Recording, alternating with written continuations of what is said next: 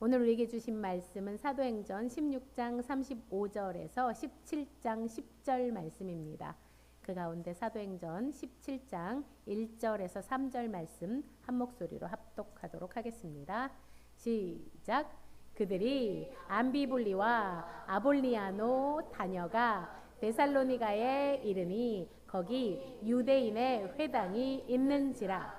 바울이 자기의 관례대로 그들에게로 들어가서 새 안식일에 성경을 가지고 강론하며 뜻을 풀어 그리스도가 해를 받고 죽은 자 가운데서 다시 살아나야 할 것을 증언하고 이르되 내가 너희에게 전하는 이 예수가 곧 그리스도라 하니 아멘. 오늘은 야손 제3의 선교사라는 말씀으로 박철수 목사님께서 말씀 전해 주시겠습니다. 기도드리고 말씀 전하기로 하겠습니다. 하나님 아버지, 은혜와 사랑을 감사를 드립니다.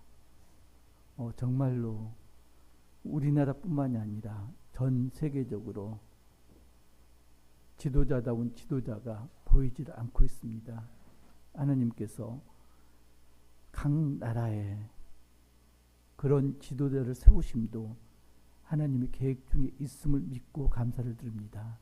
아버지 하나님, 그 못난 지도자를 통하여서 저희가 더욱 깨어서 기도할 수 있도록 주님 저희 믿음을 더하여 주시고 이 혼란이, 세계적인 혼란이, 우리나라의 혼란이 하루속히 아버지 진정될 수 있도록 주님 뜻에 맞는, 주님을 경외하는 자들이 아버지 나라마다 지도자로 세워질 수 있도록 긍휼을 베풀어 주옵소서. 이 시간 함께하여 주옵소서. 예수님 이름으로 기도드립니다. 아멘. 그 바울 선교팀이 드로아에서 마게도냐로 상륙을 했잖아요. 그 1200년 전에 트로이 목마를 타고 그리스에서 드로아로 왔던 거하고는 반대로 지금 이제 그러니까 바울 선교팀이 유럽 선교의 문을 열었습니다. 첫 번째가 어디라고요? 빌립보에 도착했는데 빌립보에서 누구를 만나나요? 회당이 없었다. 회당이 없었다는 무슨 이야기죠? 회당이 없었다는 건 유대인들이 많았다 적었다? 예, 많지 않았다. 그래서 그러면 어떻게 하나요? 회당이 없으면 말씀을 전할 곳이 없는데 빌립보는 버려두고 딴 데로 가야 되는데 이렇게 하지 않고요. 기도처를 찾았습니다. 그 기도처가 어디였다? 강가였다. 그래서 강가를 갔더니 기도하는 여인들이 있었다. 그 중에서 누구를 만났다? 루디아를 만났다. 그래서 루디아 집에 선교 베이스 캠프를 차리고 이제 빌립보 시내로 나갔는데 누구를 만났다? 점치는 귀신 들린 여종을 만났다. 그러니까 여종이라는 이야기는 여종이 점을 찾고 돈을 보면 누구 돈이다? 주인 돈이다. 그런데 여종이 바울을 보고 뭐라고 그러나요? 하나님의 종, 하나님의 사람 이렇게 이야기하잖아요.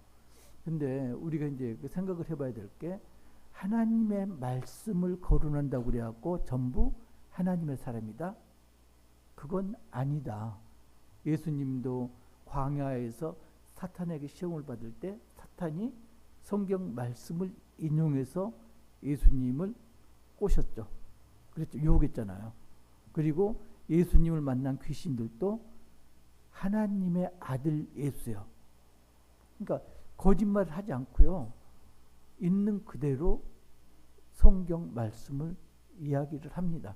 그러니까 내가 성경 말씀을 이야기하니까 내가 하나님의 사람이다? 그건 아니라는 거죠. 그걸 분별하는 눈을 우리가 가지고 있어야 됩니다. 결국 어떻게 되나요? 여종의 주인들에 의해서 그 당국자들에게 고소가 되고, 그러니까 민사사건이 종교적, 정치적 사건으로 변질돼 가지고 감옥에 갇힙니다. 매를 맞고 감옥에 갇혔는데 어떻게 되나요?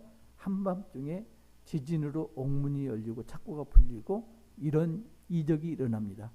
그런데 그 이적보다 더한 이적이 뭐라고요? 감옥에서 바울과 실라가 한밤중에 큰 소리로 기도하고 찬양을 했다. 그래서 어떻게 되나요? 그걸 죄수들이 듣더라.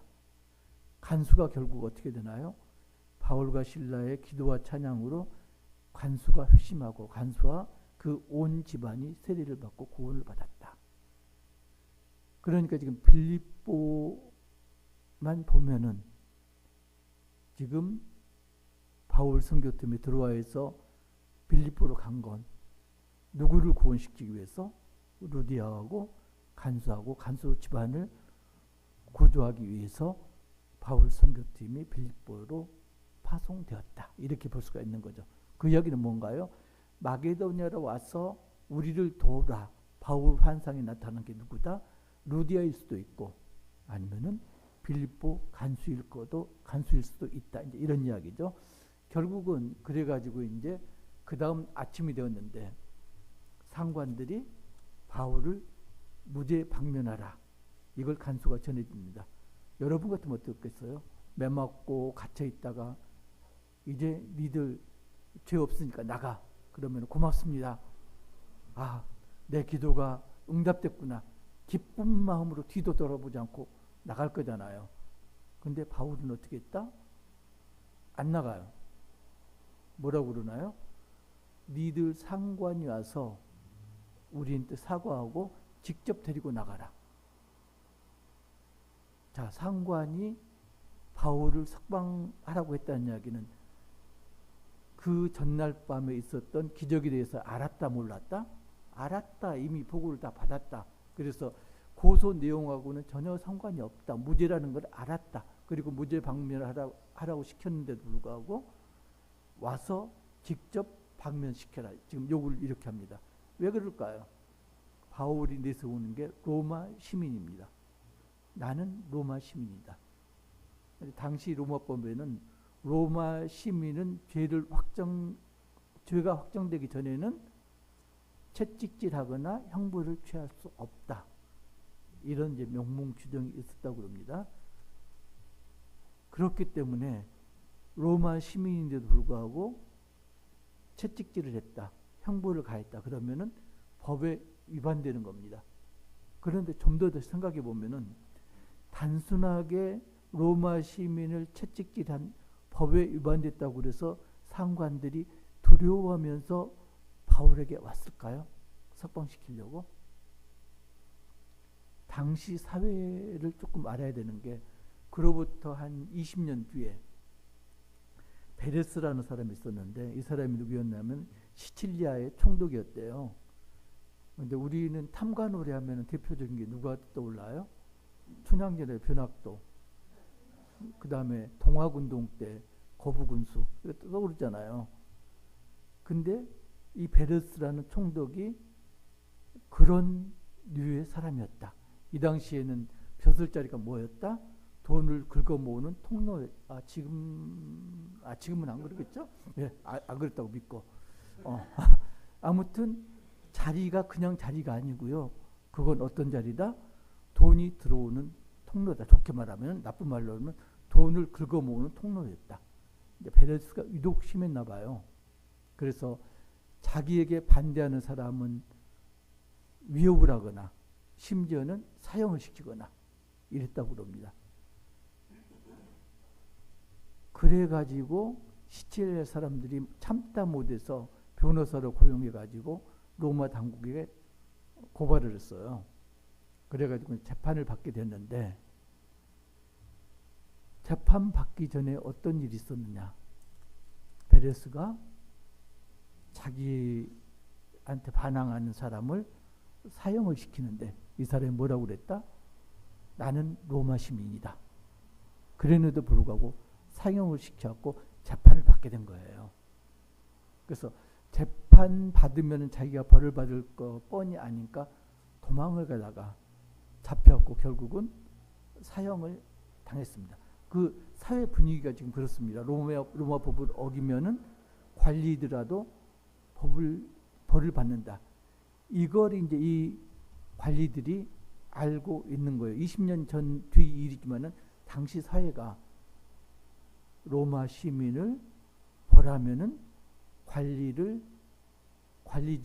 제대로 유지할 수 없다. 이걸 알았기 때문에 떨면서 두려워서 이제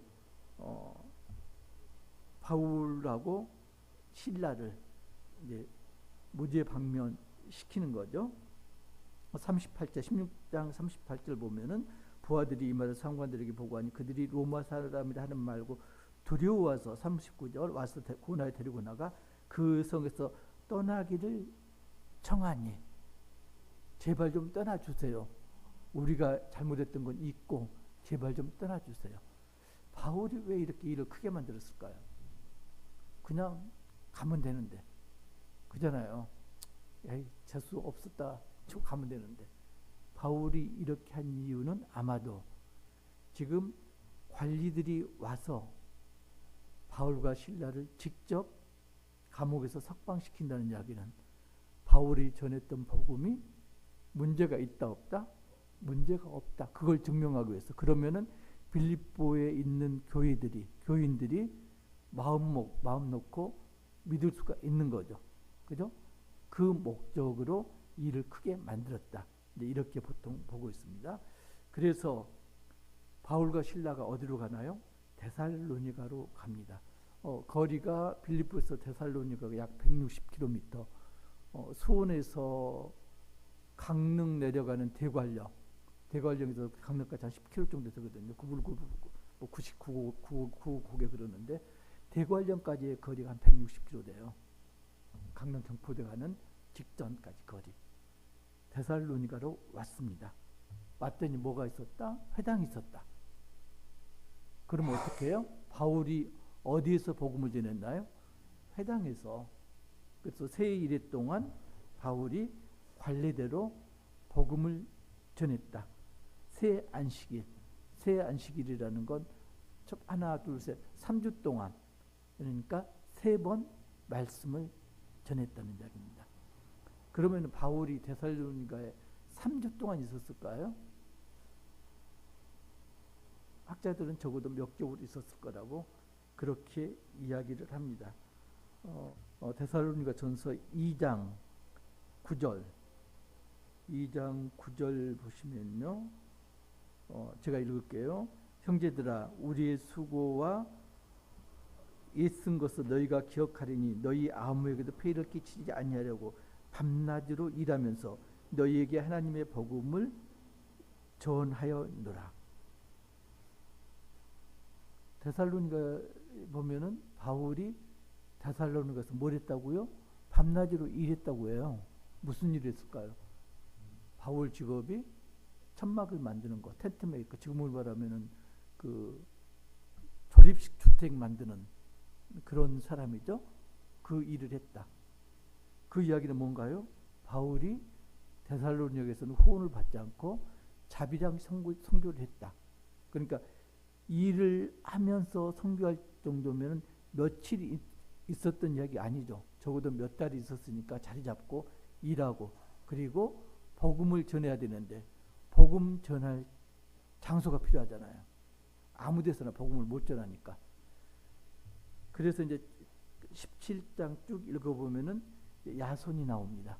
그러니까 복음 전한 장소가 어디였다? 야손의 집이었다.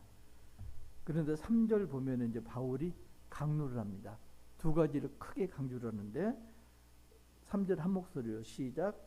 뜻을 풀어 그리스도가 해를 받고 죽은 자 가운데서 다시 살아나야 할 것을 증언하고 이르되 내가 너희에게 전하는 이 예수가 곧 그리스도라 하니 두 가지를 지금 강조를 합니다. 예수님이 죽은 자 가운데서 살아나야 한다. 하나, 두 번째가 그리고 내가 너희에게 전하는 이 예수가 곧 그리스도다. 이걸 전합니다. 이게 이제 좀 더 자세하게는 데살로니가전서 3장 13절 제가 읽을게요.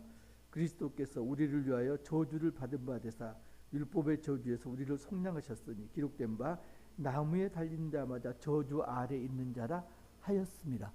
왜 이걸 강조를 할까요? 회당에는 누가 모이죠? 유대인들이. 그리고 경건한 이방인들이.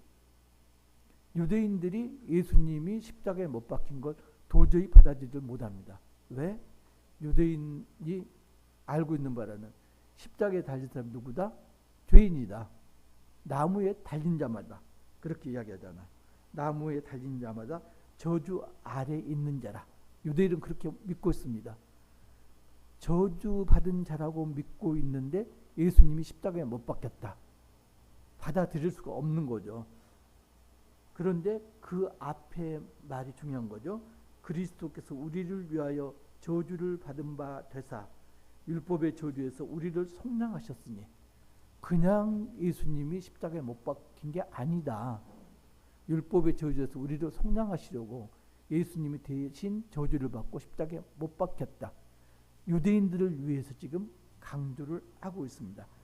그래서 복음을 전했는데, 복음을 전하면은 두 부류의 사람들이 있습니다. 한 부류는 복음을 받아들이는 부류, 또 한 부류는 복음을 대적하는 부류. 그래서 4절 보면은 그 중에 어떤 사람, 경건한 헬라인의 큰 무리와 적지 않은 귀부인도 고난을 받고 바울과 실라를 따르나. 자, 따르는 자들입니다. 이방인들이 바로 경건한 무리들, 그 다음에 귀부인도 이방인의 부인들, 바울을 추종하는 세력들. 그런데 바울을 대적하는 세력. 5절 보면은 유대인들은 시기야. 이 유대인들은 회당에 나오는 유대인들이죠. 그러니까 데살로니가에 있는 유대인들. 시기하여 저자란 게 그 골목길, 그 시장통, 이걸 저자 그래요. 저작거리 그러잖아요. 여기에 불량배들을 끌고 와가지고 어디로 간다고요? 야손의 집으로 갑니다. 자, 바울을 잡으려고 그러면은 어디로 가야 돼요? 바울이 일하는 곳으로 가면 되잖아요. 근데 바울을 잡으려고 어디로 간다? 야손의 집으로 간다. 그러면 야손의 집에서 바울이 뭘 하고 있다? 말씀을 전하고 있었다. 야손의 집이 어떤 역할을 했다? 교회 역할을 하고 있었다. 그래서 바울은 발견하지 못하고 6절을 보면은 야손과 몇 형제들, 이거 보면은 형제들이 누구의 형제일까요? 야손의 형제? 여기서 형제는 믿는 형제들입니다. 그 이야기는 결국 야손의 집이 교회란 이야기죠. 그래서 읍장들 앞에 가서, 읍장이면 읍장인데 왜 읍장 드릴까요? 그잖아요. 시장도 한 명, 군수도 한 명, 읍장도 한 명인데 여기는 읍장 드리라고 그랬네요. 왜 데살로니가에는 읍장이 몇 명씩 있었을까요? 데살로니가는 빌립보하고는 약간 다른 상황이었습니다. 빌립보는 속주, 식민지고요. 데살로니가는 식민지보다는 한 단계 위, 자치권을 부여받았습니다. 그래서 선거를 통하여서 5명 내지 6명의 읍장들, 그러니까 우리가 번역을 읍장들 했는데 지금으로 말하면 시의회 의원들을 선출해가지고 그 사람들이 통치를 한 거죠. 자치구입니다. 그래서 거기에 이제 고발합니다. 뭘 고발하나요? 고발하는 게 똑같습니다. 이걸 정치범으로 만듭니다. 천하를 어지럽게 하던 사람, 7절 보면은 그 천하를 어지럽게 하던 사람들을 야손이 영접했다. 그리고 또 하나, 가이사의 명을 거역하여 말하되 다른 임금 곧 예수라 하는 무리가 있다 하더이다. 자, 지금 데살로니가는 누가 통치하고 있다? 로마 황제가 통치하고 있다. 로마 황제가 통치하고 있는데 다른 임금이 있다. 그 말은 뭐죠? 로마에 반역하는 세력이 있다. 그게 누구다? 예수다. 그걸 추종하는 게 바울이고, 그 추종 세력을 받아들인 게 누구다? 야손이다. 야손을 그렇게 고발하는 거죠. 그런데 이제 가만 듣고 있던 읍장들이 난리 법석을 피우다가 어떻게 하나요? 보석금을 받고 야손과 형제들을 풀어줍니다. 보석금을 왜 받았을까요? 만약에 다시 바울을 집에 들이면은, 바울이 시내에서 발견되면은 니들 보석금 몰수자, 그리고 너희들은 처벌받아. 그 이야기죠. 그래서 10절 보면은 밤에 형제들이 곧 바울과 실라를 베레아로 보내니. 그래서 밤에 바울과 실라를 베레아로 피신을 시킵니다. 데살로니가 상황을 좀 알아야 되는데요. 4절 보면은 큰 무리가 바울을 추종했다 이렇게 나와요. 왜 그랬을 건가? 그 당시 데살로니가는 종교가 대략적으로 여러 가지 있었지만 주 종교가 한 3가지 정도가 있었다 이렇게 이야기합니다. 그 중에서 하나가 뭐냐면은 디오니소스를 숭배하는 파. 디오니소스가 누구죠? 제우스의 둘째 아들인가 그럴 거예요. 술을 주관하는 신. 자, 술하고 빼놓을 수가 없는 게 뭐죠? 음주, 가무, 그 다음에 음란, 그러죠? 그러니까 전체 사회적인 베이스가 뭐다? 술하고 음란이에요. 거기에 뭐가 있었다? 카비루스라는 파가 있었는데 한 200년 된 그런 종교래요. 카비루스가 누구냐면은 하층민들을 이렇게 옹호하다가 사형당한 사람. 그게 이제 카비루스인데 하층민들이 카비루스를 신으로 섬겼어요. 그래서 그 사람들은 어떻게 여기고 있었나? 카비루스가 언젠가 다시 살아나서 사회 정의를 세우고 우리를 구원할 거야. 그 믿음을 갖고 있었습니다. 그런데 로마 황제파가 어떻게 했냐? 카비루스를 차용했습니다. 카비루스가 다시 살아난 게 누구다? 로마 황제 가이사다. 자, 하층민들 입장에서는 자기들의 신을 로마 황제파한테 뺏겼습니다. 그죠? 그래서 로마 황제파 입장에서는 누군가 카비루스라고 나타나면 그 사람은 누구다? 로마 황제를 반역하는 반역자다. 여기에 누가 걸려들었을까요? 유대인들. 첫 번째는 유대인들. 왜요? 유대인들은 유일신을 주장하잖아요. 유일신. 로마 황제 말고 우리들의 신이 있어. 또 하나 누구죠? 그리스도인들. 이제 이 두 부류가 나중에 두 부류입니다. 지금까지는 유대인들. 그런데 바울도 지금 거기에 걸린 거죠. 카비루스의 부활한 게 바울이 아닐까 하층민들이 그렇게 생각하고 4절 큰 무리가 믿는 거죠. 바울이 강론합니다. 우리 죄를 위해서 예수님이 돌아가셨는데 예수님이 그리스도야 언젠가 부활하셔서 다시 재림하셔서 너희들을 구원시킬 거야. 자, 하층민들 생각에는 누구가 떠올랐을까요? 아, 바울이 전하는 예수가 바로 카비루스구나. 그래서 큰 무리가 바울을 추종했습니다.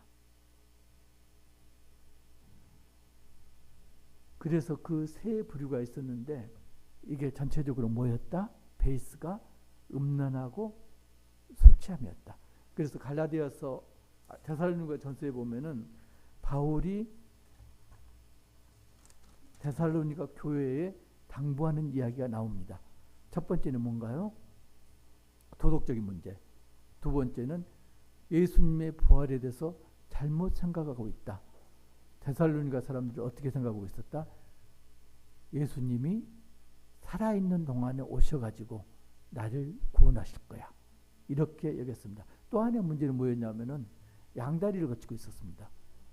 교회에 나와서는 예수님을 믿고요. 그리고 교회 밖에서는 디오니소스 여전히 술 취함과 음란한 행동을 여전히 같이 했고요. 그래서 이제 어떤 사람이 이런 이야기를 했다고 그럽니다. 직업하고 신학하고는 별개다.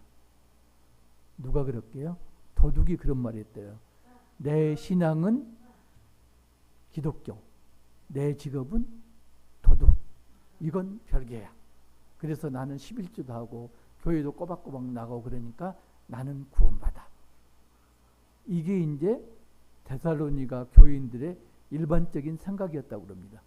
그래서 데살로니가 전서 4장 3절에서 8절. 자, 거기 보면요. 하나님의 뜻은 이것이니 너희의 거룩함이라 곧 음란을 버리고 각각 거룩함과 존귀함으로 자기 아내 대할 줄을 알고 하나님을 모르는 이방인과 같이 세욕을 따르지 말고 이렇게 쭉 도덕적인 문제를 이야기를 합니다. 그리고 4장 16절 보면은 재림에 관한 이야기입니다. 주께서 호령과 천사장의 소리와 하나님의 나팔 소리로 친히 하늘로부터 강림하시리니 그리스도 안에서 죽은 자들이 먼저 일어나고, 데살로니가 교인들을 어떻게 여겼다고요? 살아있는 동안에 예수님이 재림할 거다, 그렇게 굳게 믿고 있었는데, 그래서 막 살았는데 그게 아니라는 걸 지금 편지로 이야기를 하는 거죠. 먼저 죽은 자들이 일어나고, 그리고 17절 그 후에 우리 살아남은 자들도 그들과 함께 구름으로 끌어올려 공중에서 주를 영접하게 하시리니, 재림에 대해서 다시금 이야기를 합니다. 그러니까 데살로니가 교회가 굉장히 신실한 교회인데 그런 약점이 있었다.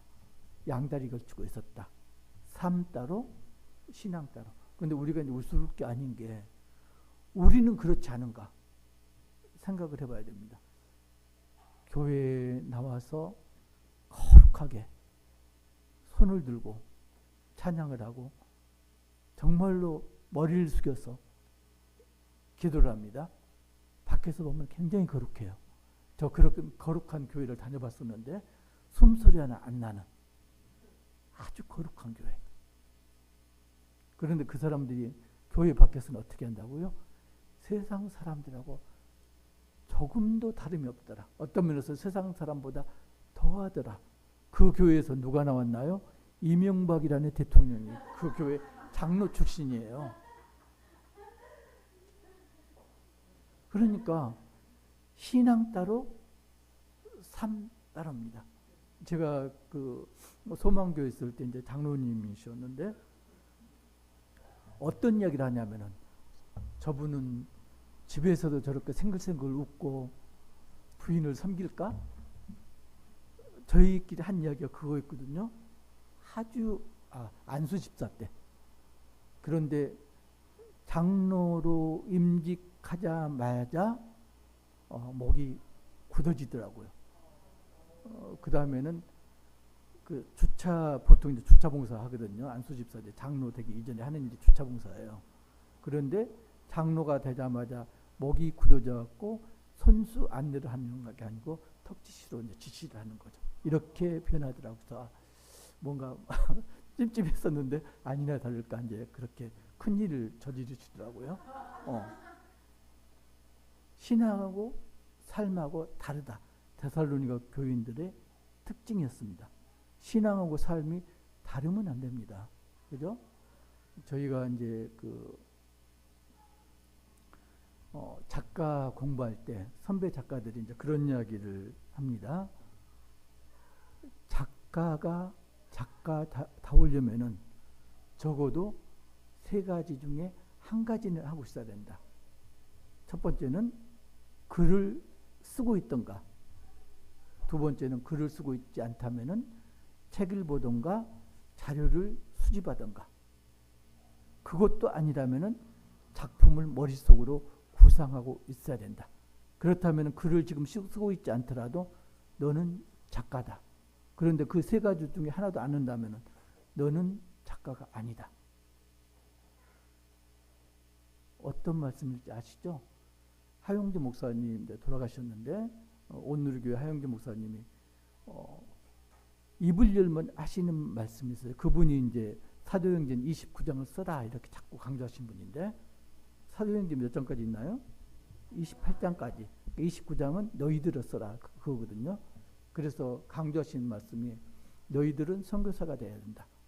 보내는 선교사가 되든지 보내는 선교사가 아니라면은 나가는 선교사가 되어야 된다.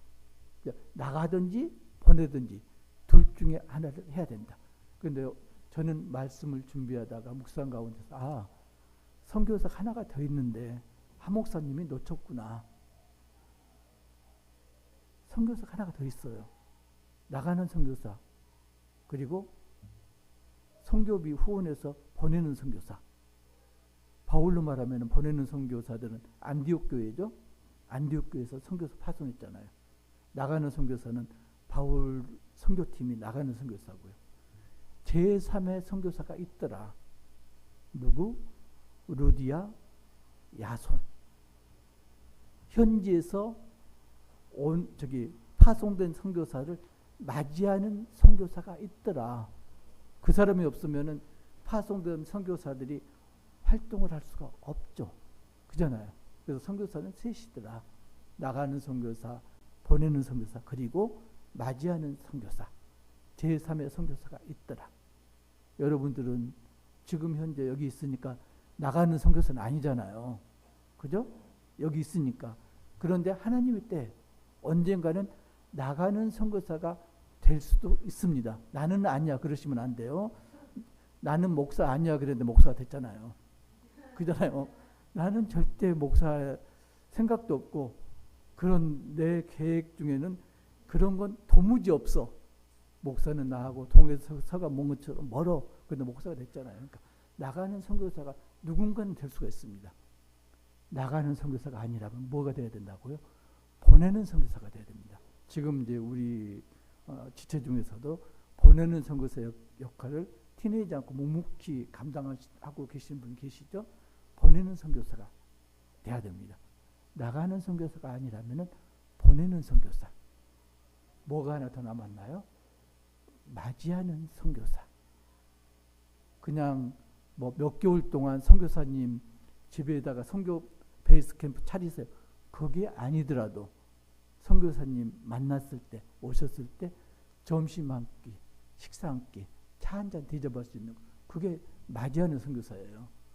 그 역할을 감당해야 된다. 그건 이제 여목사님하고 제가 잘못 가르친 건데 전통 있는 교회들은 그 일을 누가 한다? 권사에서 그 일을 해요. 권사회에서. 그래서 그게 이제 어떤 선교사님이 오시면은 그냥 누가 하세요가 아니고요. 자체 내에서 하겠다는 사람들이 많아가지고 순번을 정해요. 몇 월 며칠 점심은 누구, 몇 월 며칠 저녁은 누구 이런 식으로. 그리고 형편이 좀 되는 분들은 와서 계시는 동안 여기서 유하다 가세요. 이렇게 하는 거거든요. 근데 그게 이제 맞이하는 선교사거든요. 그 역할을 감당을 해야 됩니다. 정말로 제가 원하건대 우리는 선교사가 돼야 됩니다. 어떤 선교사? 나가는 건 하나님 때 하나님이 보내세요. 그래서 나가는 선교사는 잠시 접어두고 어떤 선교사? 보내는 선교사.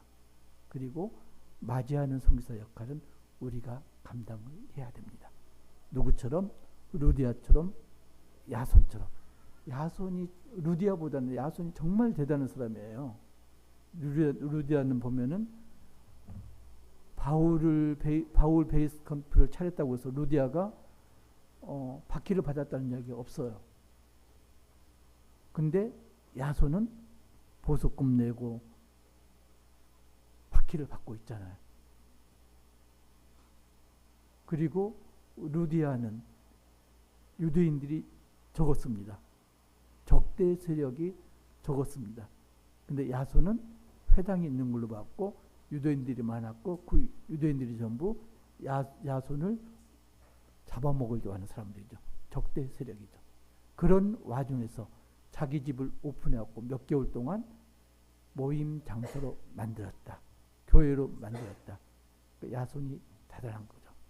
우리 모두 루디아처럼 야손처럼 맞이하는 제3의 선교사가 되시기를 주님의 이름으로 축복합니다.